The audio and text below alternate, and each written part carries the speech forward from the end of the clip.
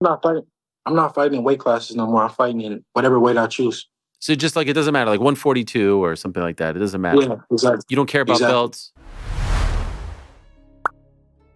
Oh gosh, please make it stop. Devin Haney in a brand new interview says he's doing whatever he wants. He's running the show. He's fighting at whatever weight class should he choose. In a brand new interview with Ariel Helwani, you guys heard the clip at the beginning. Devin Haney was asked by, and credit to Ariel Helwani, for a guy who's not like a dedicated boxing guy, I think he was asking some fair and some tougher questions, like not just softball questions, actually better questions than some people in boxing in terms of like trying to get to the bottom of things. And some of the questions were a little bit difficult, like, hey, Eddie Hearn said this, why didn't you bid on your own fight in the purse bid, blah, blah, blah. So credit there. But in this brand new interview, Devin Haney said a lot. I wish you guys would make it quit and make it stop. But here we are. Devin Haney was basically asked about a tweet that he put out, which I've already made content about. And the question was, what is up with that tweet, basically? You said that you didn't want to fight in weight classes. What do you mean by that? And Devin Haney says, from now on, I don't care. I don't care about weight classes. I'm going to do as I please and fight wherever I want, be it 142, 143. It doesn't have to be at the full 140, right? You said you're done with weight classes.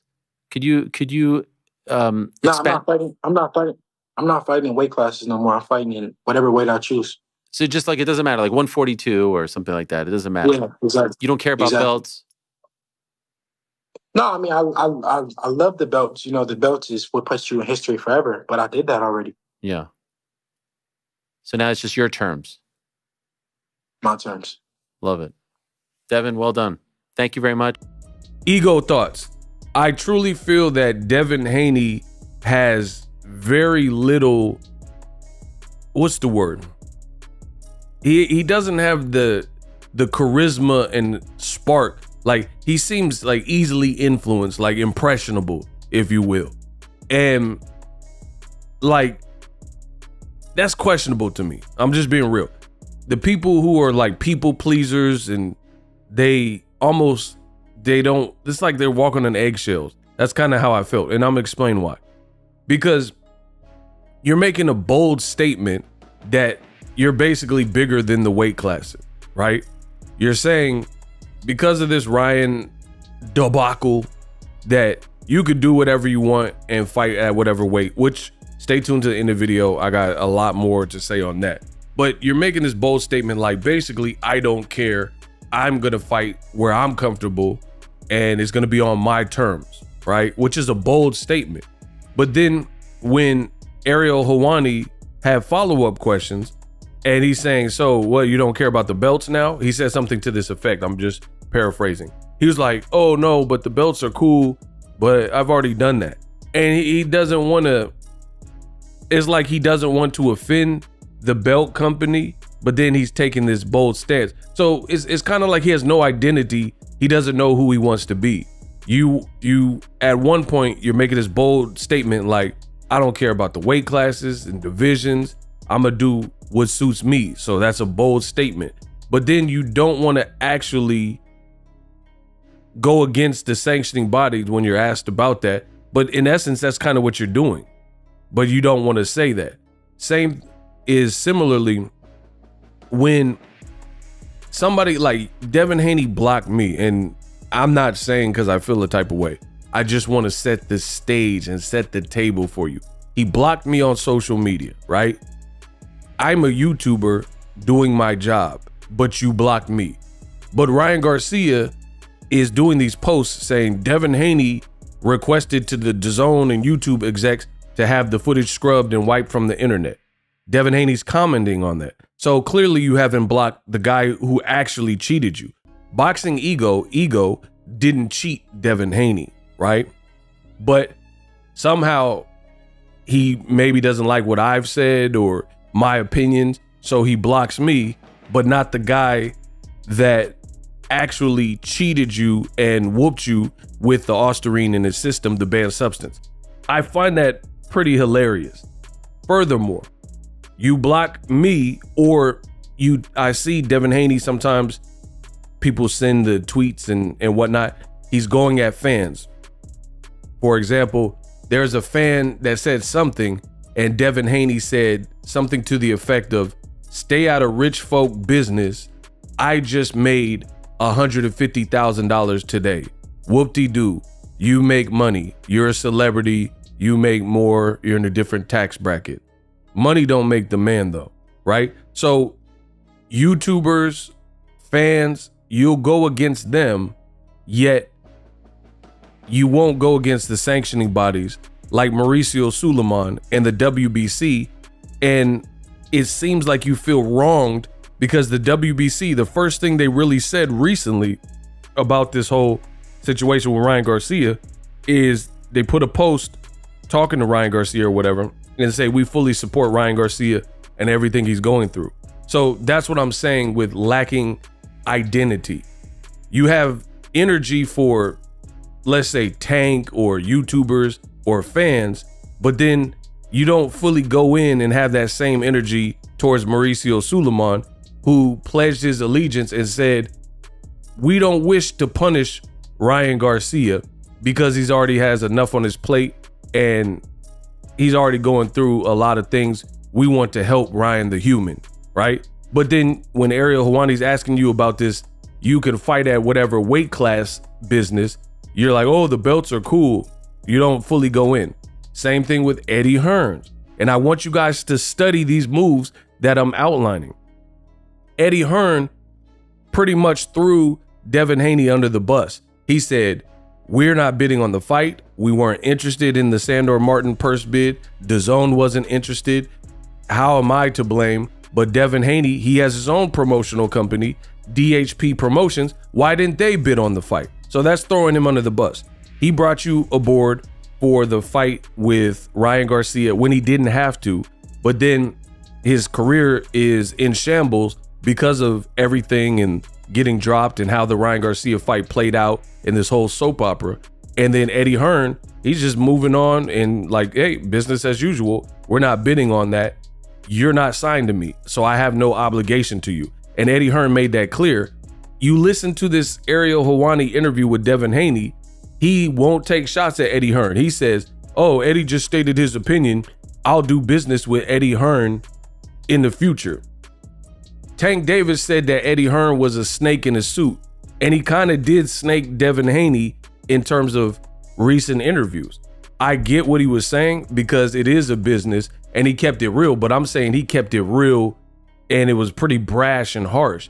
Then when Devin Haney is confronted with this information, he don't say one bad thing. He'll block Boxing Ego, but he won't say one thing to that white man from the UK, Eddie Hearn, who he's pretty much saying that you can't sell. There was no reason and no value in that fight. And he also says stuff like, "Liam Paro, we offered him the fight and he never reached back." So that kind of makes it look like you're avoiding that fight right now, coming off the Ryan Garcia fight.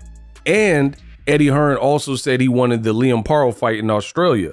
So that shows what he feels. He's just treating this like a complete business. This is not like, "Hey, Devin's my buddy," because coming off of a bad loss to Ryan Garcia and you're giving Liam Paro the home court advantage, saying you want to make the fight where he's from in Australia. Devin already had to fight Kambosos on Top Rank twice in Australia. So Devin doesn't even realize who his real allies are, and it's very apparent. That's why I said he lacks identity to me. You're targeting all these other things and people saying whatever, negative comments about the Ryan Garcia fight. This stuff doesn't really matter. You need to be more concerned with who you're doing business with. And he doesn't seem like he's acting like something that, let's say, a YouTuber said is more damaging than what Eddie Hearn said. And I find that funny. Also, you look at Devin Haney his first interview back was from Ariel Helwani, pretty much an MMA guy who at best dabbles in some boxing, right? So you went to an MMA channel to give your first real kind of exclusive interview. Meanwhile, you got YouTube content creators and you got platforms and TikTokers and people on X who are like, hey man, you guys are Ryan Garcia apologists and you guys are supporting cheating, and they're trying their best to fight Devin Haney's battles for him daily, bashing Tank daily, all this in servitude of Devin Haney. And the funny thing is, they could use the viewership. You look at the numbers right now, a lot of those content creators could use the alley-oop from Devin Haney and an exclusive interview where he's saying what he just said to Ariel Helwani, but he gives it to the guy, Ariel Helwani, who Alex Pereira, Potan has a fight coming up. Ariel Helwani is an MMA guy. He don't really need the viewership. He gets an actual check, plus has a YouTube channel or whatever else, and he gets paid from the UFC stuff. But the people who are daily like Devin Haney Haneyacks, why didn't they're fighting your battle for you. Why didn't you give them the exclusive interview? Like I said, they could use it. They could use the viewership and the exclusive look, but you gave it to Ariel Helwani. So this tells me about Devin Haney and his mindset. And it kind of reminds me of the same arrogance that had the Haneys underestimating Ryan Garcia. Devin, to me, this is just my opinion, he's looking at Ariel Helwani as this is a big media, actual credible platform, but he's not looking at some of these other guys on X and Twitter and stuff that are defending him every single day, right? He's not looking at them in the same way. He's looking at them as like, yeah, even that's cool, you saying good stuff about me, but I'm not looking at you at the same. So I'm gonna give the actual interview to Ariel Helwani. And I just find that funny. So Bob Arum talks about Haney pro grade numbers were low. No real shots at Bob Arum. The WBC said they back Ryan Garcia, but then you're still saying, oh, the belts are cool, I like the belts, and it's da-da-da-da. You're not really taking shots at the WBC.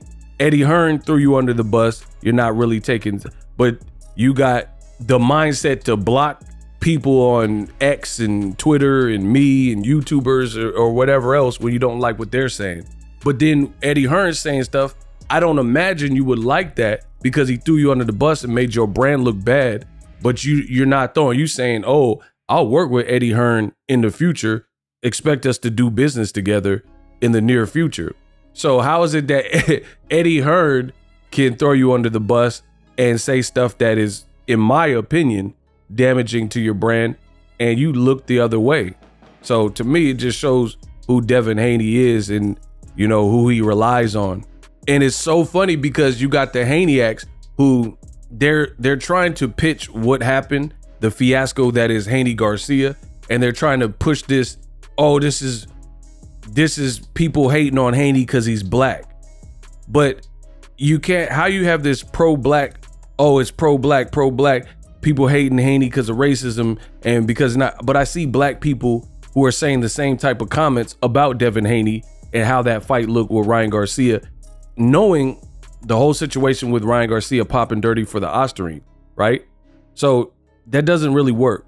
Furthermore, if we're talking about some pro-black stuff, how come he didn't give Mr. Pro-Black, why didn't he give this interview, this exclusive, to a black platform instead of Ariel Helwani? So you can't have your cake and eat it too. People want to say certain things when it's convenient, but you got to look at the full scope of things. If you want to press this button on some pro-black stuff, then how come he's never gives these in need channels that are defending him the exclusive look? Never, or very rarely. But he'll give it to Ariel Helwani in a show like that. You see what I'm saying? And I don't have no issue with Ariel Helwani, but I'm saying you're not finna be using the pro-black card only when it's convenient. Back to this weight thing. Keep saying it. Devin Haney's in between a rock and a hard spot. He's talking about he's going to fight at whatever weight he so chooses. Good luck with that. Because you can't walk through life paranoid. It's like a person that gets in a car wreck and then they're too scared to ever get back in the car. You know what I mean? I mean, you could do that, but at the end of the day, it's sometimes you got to conquer your fears. This Ryan Garcia fight really did a number on the boy Devin Haney. Now he's talking about because Ryan Garcia wronged you in banned substance and positive popped for Ostarine, so everyone else got to pay. So if you fight Shakur Stevenson, he got to fight you at whatever weight you want, 142, 143, 145. Liam Paro, he didn't do nothing to you. Shakur didn't do nothing to you. None of these fighters failed for Ostarine. It was Ryan Garcia. So why would they have to suffer, Tank or whatever the Richardson Hitchens? Why would they have to? It's delusional. Why would they have to meet you at whatever weight you choose because you feel a type of way from the Haney Garcia fight in the aftermath, and because Ryan finessed you by popping dirty and missing weight by 3.2 pounds? So to me, this is nothing more than a cop-out from Devin Haney. He weighed in naked in the Ryan Garcia fight, which I told you was concerning. It's only his second fight in this weight class, and he has to weigh in naked. You look at his walk-around weight, Ego Weight Watchers, aka Ill, he looks too big for 140 right now. Like, he's gonna have to cut a lot of his walk-around weight to make that weight, which is gonna be a tall task. Now with him talking about staying out the ring for potentially 2 years or 1 year or some extenuated period of time, this sounds and looks like a cop-out for you to, because you're under scrutiny. You can't fight in California again without the 15% rehydration variance being questioned. And now he's just making this blanket statement because of what happened in the Ryan Garcia fight. I'm going to fight at any weight and I don't care about the belts and all this jazz. But it sounds like an excuse so you don't have to actually make 140 because you're mad you got finessed by Ryan Garcia. So if you listen to this interview, Devin didn't answer any of the questions with any level of diligence that puts any accountability on his team. Ariel Helwani would say stuff like, hey, do you regret taking this fight? And he says stuff like, no, because Allah's the perfect planner. And he says, Ariel Helwani had another good question. He says, is there anything you would have done different? He found a way out of that. Instead of just saying, yeah, my team dropped the ball, not having a rematch clause, not having a rehydration clause, he said something to the effect of, it doesn't matter because it wasn't an even playing field. And when you involve PEDs, nothing else matters. That's cap. Michelle Rivera had PEDs on his system. You know what I mean? When Frank Martin beat him. So you mean to tell me if you had a rematch clause, if you had more stern like rehydration clauses, especially when he missed weight by 3.2, that wouldn't at least have helped you? So Ryan being able to replenish and rehydrate over the course of the next basically 24 hours to whatever weight he chooses because you didn't want it reported how much you were replenishing and you thought you still could whoop Ryan Garcia? You mean to tell me if you stifled that process and made Ryan do a morning weigh-in, that wouldn't at least probably have helped you a little bit? And now it's like you blaming the world, and some of this is your team's fault. Like I've said from day one, they didn't have none of the safeguards in place. Ryan was acting like a maniac. You knew he was acting like this, but you guys arrogantly thought that you would still whoop Ryan Garcia, and then it never became a problem until it was a problem and we seen what happened in the fight. And now you're trying to save face and blame it all on Ryan and the Ostarine. But as I've stated, there are many things that Team Haney should have done different. Now fast forward to the future, Devin Haney, he looks like he's ballooned up in weight. His walk around weight looks pretty high, and he's talking about coming back and everybody got to pay and fight at whatever weight he chooses. It's like, who do you think you are? Good luck with that. Because like, let's say, for example, Liam Paro. He just became a champion, beating a credible guy that was considered a boogeyman, Subriel Matias. So if Eddie Hearn just said he wanted to make Liam Paro champion versus Devin Haney fight, Devin just vacated his belt. He's a champion at recess. Devin has no belt. Who do you think you are that you could call the shots as a non-champion and a guy?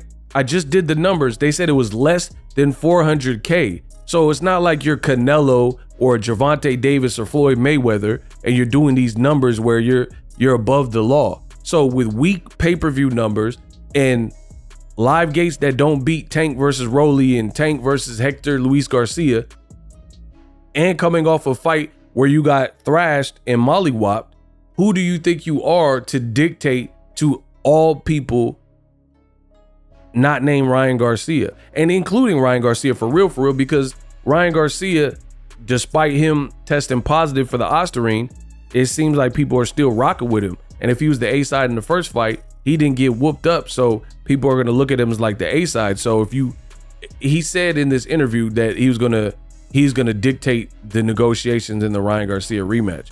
I highly doubt that Ryan Garcia accepts that. Plus the Haneys have no platform.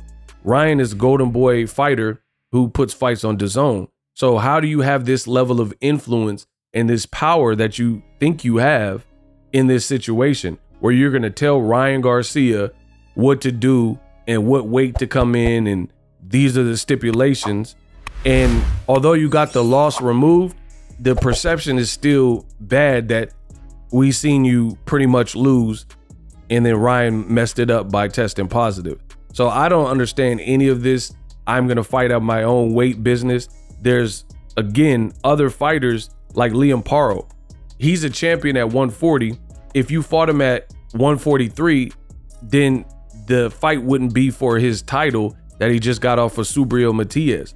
So why would Liam Paro choose to not defend his title when he could fight Richardson Hitchens as mandatory, to fight Devin Haney, which people perceive to be off of a loss? He's not a champion, and he's not the number 1 or 2, 3 earner in the sport of boxing in terms of sales. What gives you the authority? You are not Conor McGregor in your sport. You're not Floyd. So where do you get off telling Ariel Helwani that basically you run the show and everybody else is going to have to bend at the knee in order to make a fight with you? This sounds completely and utterly delusional. Liam Paro, Pitbull Cruz, Richardson Hitchens, Gary Antoine Russell, Alberto Puello, whoever the person is, why would they fight you at whatever weight you decide? So you can say, hey, we fight at 145. Who are you, bro? This sounds utterly ridiculous, and it's possible that Ryan's left hook hit harder than we thought initially, if this is what you really think is going to happen in the sport of boxing. So now you're allegedly with no pay-per-view numbers or financial performances to back this up. You're not on the pound for pound top 5 list. You have nothing to, outside of saying it, you have nothing. You don't have a network deal. You don't have this crazy contract that someone got to fulfill. You're a free agent. How on earth do you think that you run the show when it comes to the weight? That is my true question, and I know you guys can't answer it in the comment section. I'm the best in the business, and it's not even close.